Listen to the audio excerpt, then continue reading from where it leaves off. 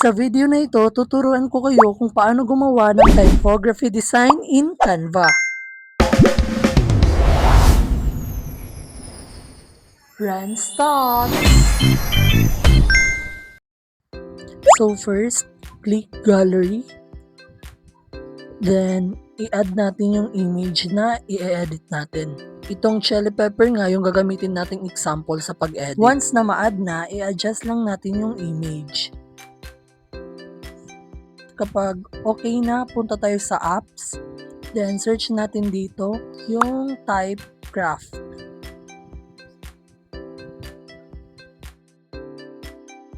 Once na ma-search na, click natin tong Typecraft.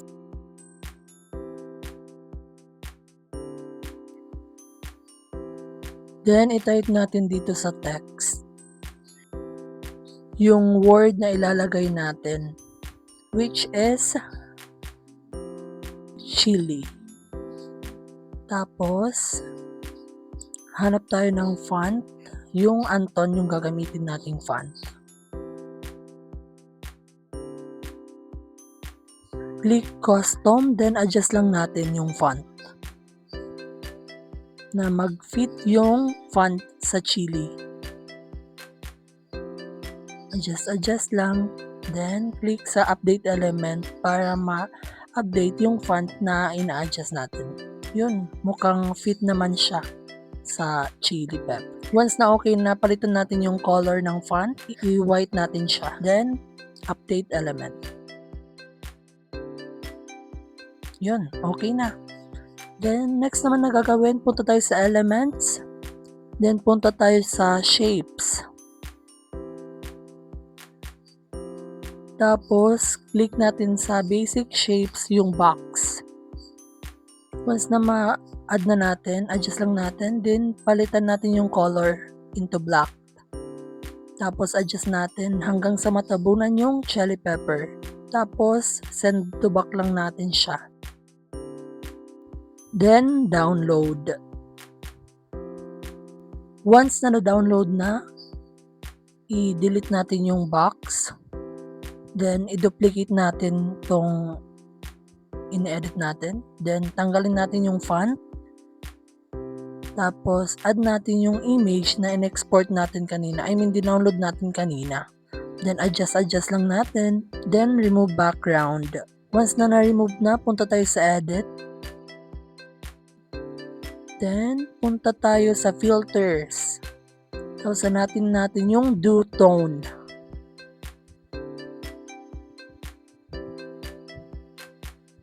Tapos, palitan natin yung color ng highlights, gawin nating white.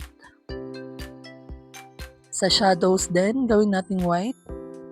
Once na okay na, click X, then, yun, okay na. Tapos, punta tayo sa gallery, add natin yung chili na image, then adjust.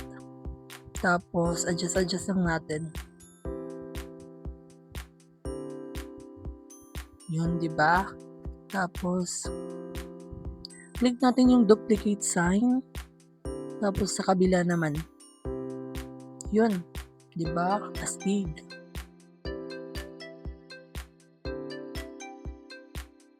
Para mas maganda, lagyan natin ng red line light effects.